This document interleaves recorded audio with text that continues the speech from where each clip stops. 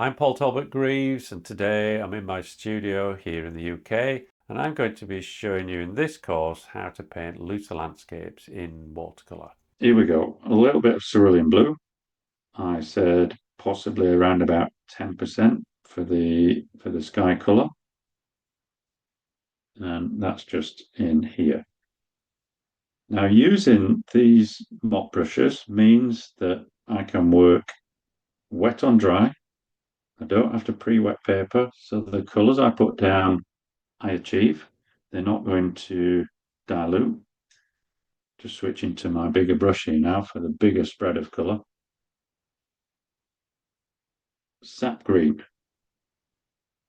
And we'll have some of this cad yellow pale. On we go. You notice I'm not trying to paint a tree. I've got a tree shape there. Did a workshop yesterday and we did something similar and people were doing this, painting the trees one by one. Even though I demonstrated and shown that this is what we do. We put the colours on nice and free. And, the reason for that is this is illogical to our brains. We want to paint tree by tree. We want to do that. But you've really got to pull against that and just follow this whole sort of procedure. And I guarantee, you'll get a lovely freshness. Look how these colours are going on. And all I'm doing is crisscrossing the brush over the paper.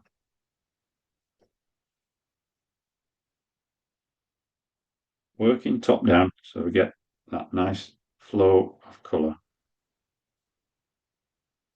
Varying the colour. Let's put some yellow ochre in there. So, using the full palette, having a good mixing space, very important. A bit yellow ochre, that's giving some warmth. This cerulean blue here is giving some cool. A little touch more water, thinning that colour down to about 10%. So we get that nice reflective light.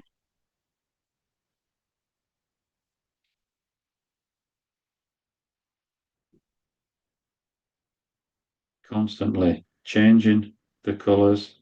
Don't think you have to mix a big pool of colour and then use it. Don't be frightened of mixing colour all the time. Okay, a little bit of light down here. We've got some of these highlights on the top of this hedge and the fence post there. So I'm just leaving those.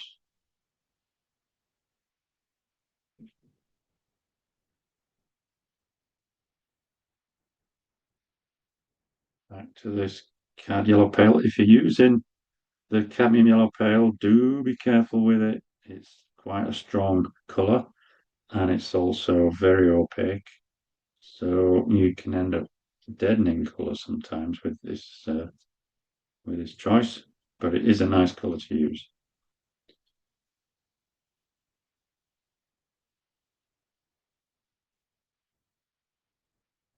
Okay, working my way down to these steps. Look at the variety. It's exciting already. And I think this is the beauty of watercolor, different every time, and we just get that lovely variation.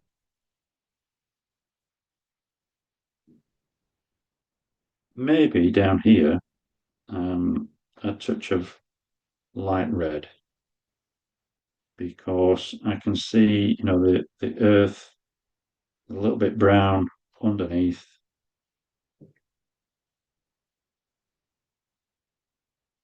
Keep it pale. So again, plenty of water with it.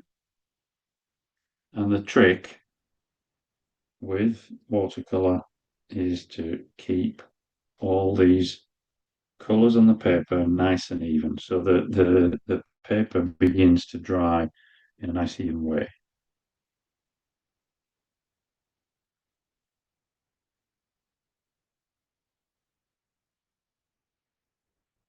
Okay, thinking of that value all the time. Don't just blindly mix a color.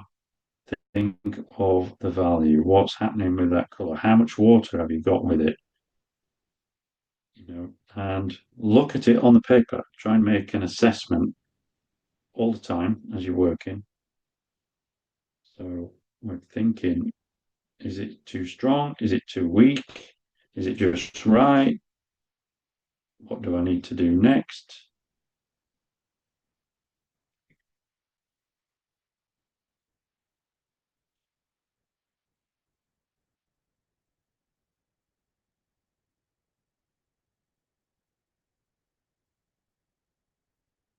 Cerulean blue.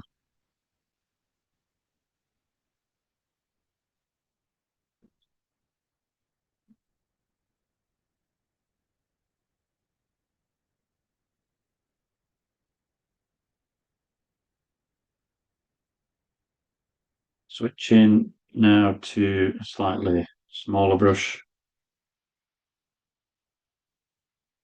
I'm just picking up some light red and cerulean blue.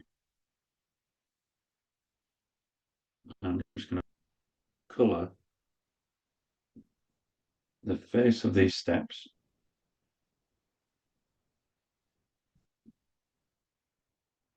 And that will give a little bit of echo of this colour into the surrounding land.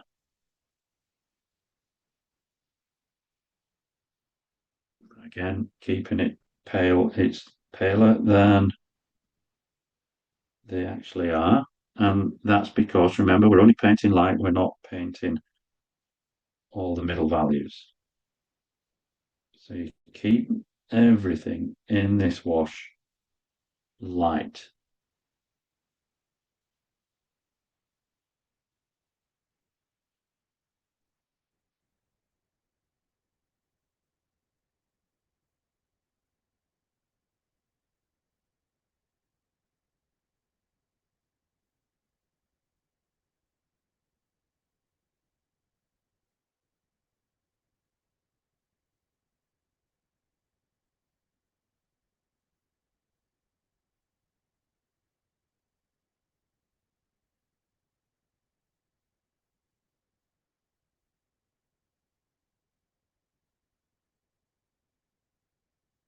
I hope you're enjoying this watercolor lesson.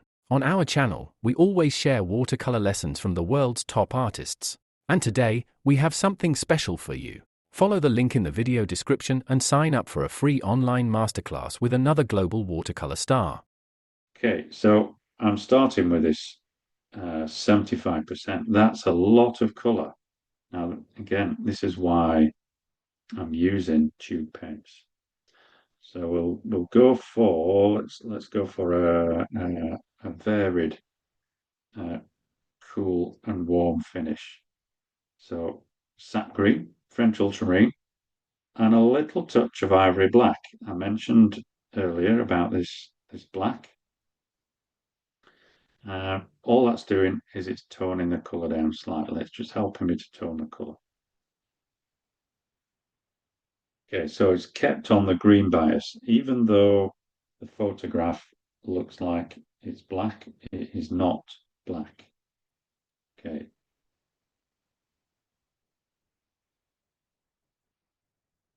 So we've got a little change here. Look, just brush marks. Don't be frightened to put down a brush mark and leave it.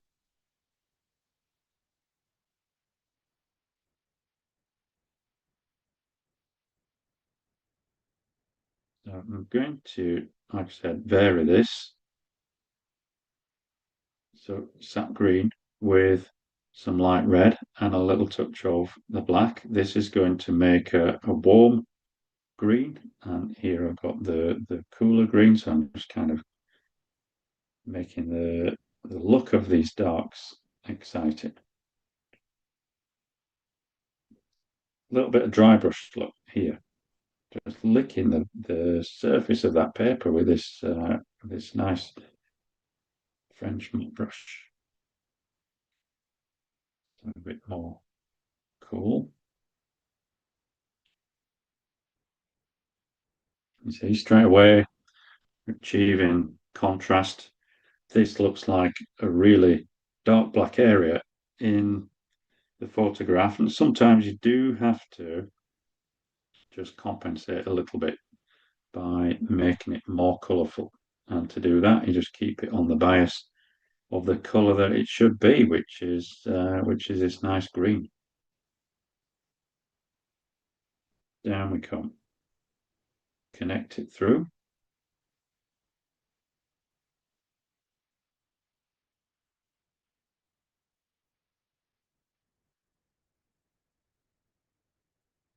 See how I get the nice expressive brush marks blocking in. Think in terms of blocks of shapes, not necessarily in terms of, oh, I'm painting a tree, it has to look like a tree. Now, this is the whole principle of this course, is to help you move away from painting these things that, we have these preconceived ideas in our minds of what things are going to look like, and you've got to switch that off and think more about the shape that you're painting and the value of it.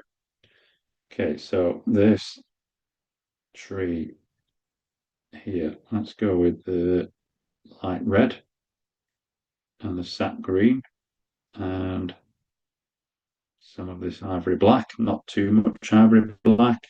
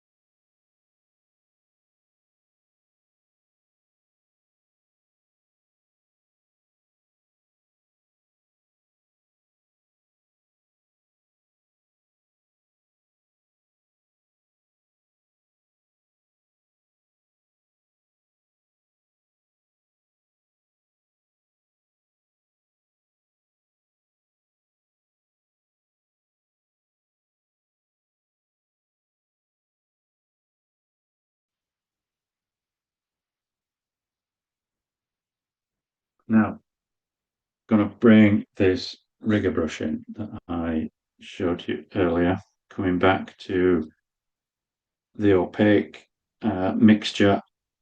I'll put a little bit more white into it just to lighten it up, but essentially it's the cerulean blue, the light red, and the white, and I'm trying to fill this rigger with creamy paint, not runny paint, but creamy paint. So that, see if I can get this to show. Got a little bit of netting on here. Again, not going to be too regular, so we just kind of do this.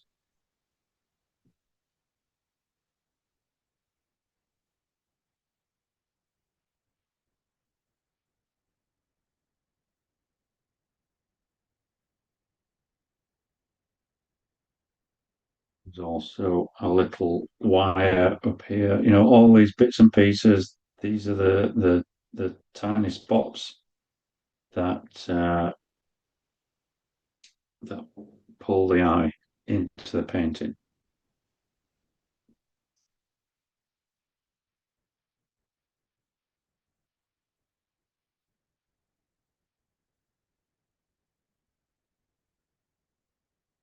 No dry brush. And then let's finish this with a technique. Again, I show in the course, a little bit of splatter. So what I'm going to do is mix cadmium yellow pale with sap green. So the cadmium yellow pale is opaque. I can add some of the titanium white to it as well, the white gouache. That will help to make it even more opaque. A little bit of water and a medium-sized round brush. This is quite an old sable brush, so it's a good brush to use because it really flops the paint out. But what I want to do is just put a few little leaves here.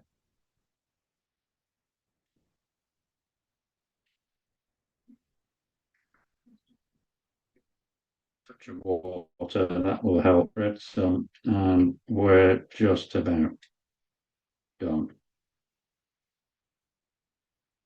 Okay, the final touch and detail. Look at what this does for the painting when suddenly we bring in that sense to what we've been tackling. Okay, we're all done there, Hannah. It's easy for me to work from photographs graphs compared to plein air. Sometimes I lose perspective.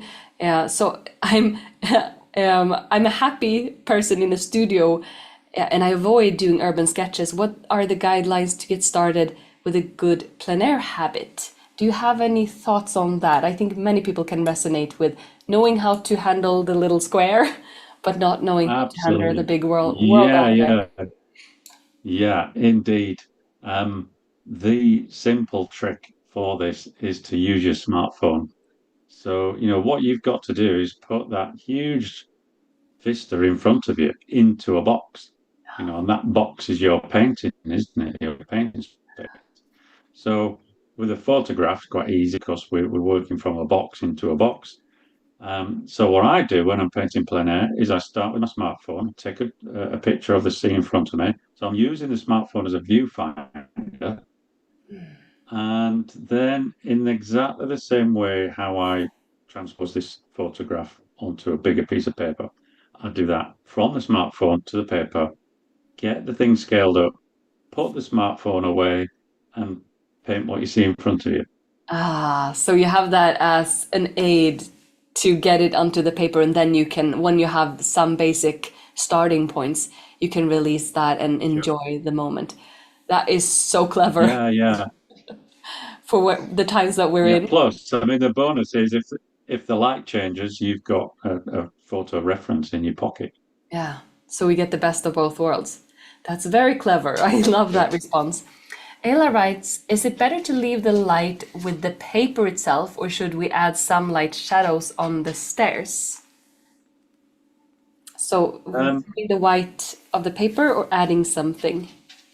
it's probably in this case the light's so intense. It's probably best to leave the white paper. Yeah. Yeah. When you start adding little bits here and there, like I said, then you begin to lose the light. So it's kind of we've already identified they're white, so we left them white.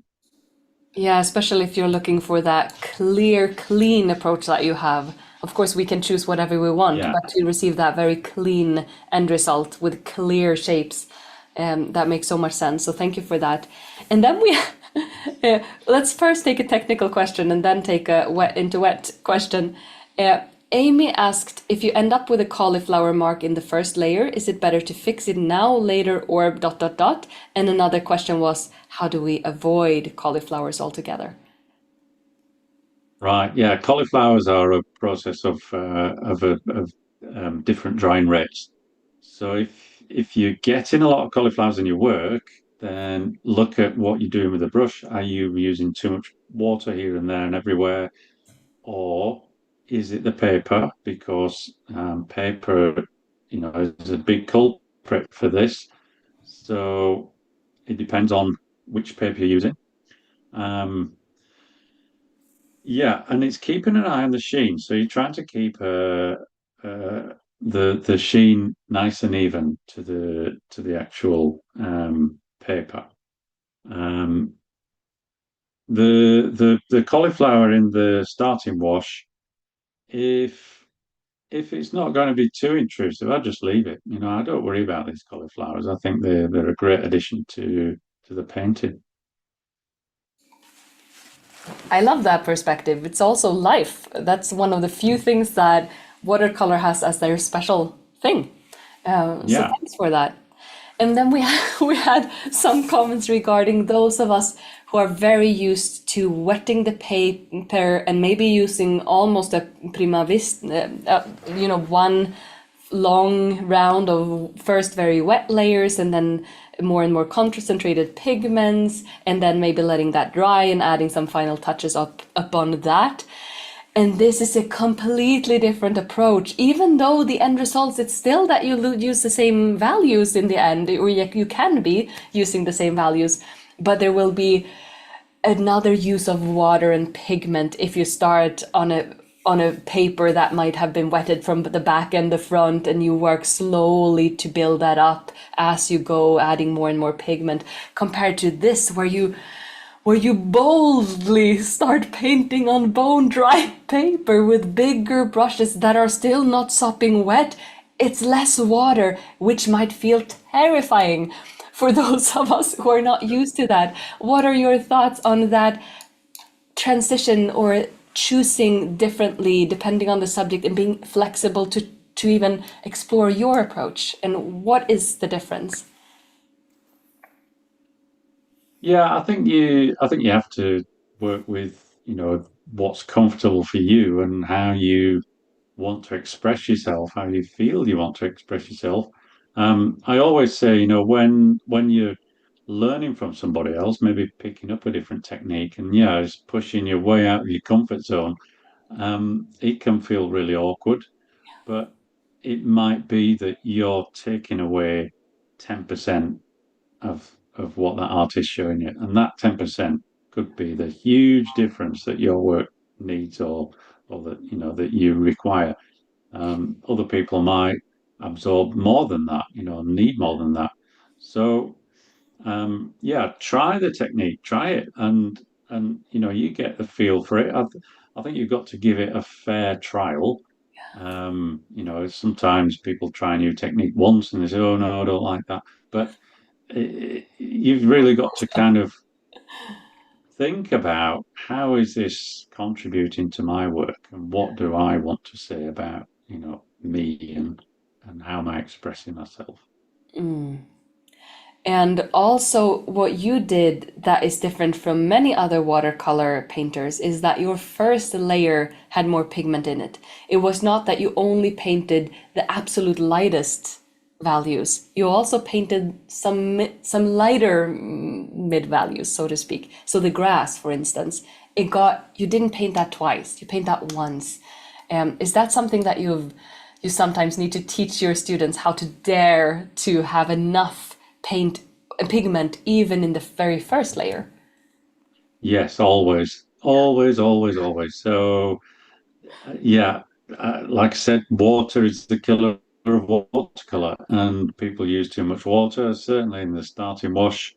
Um, if you get that too light, it's no big deal, but it does mean that you're going to have to put another layer on, maybe two layers, depending on, you know, how much, how thin your paint's gone on.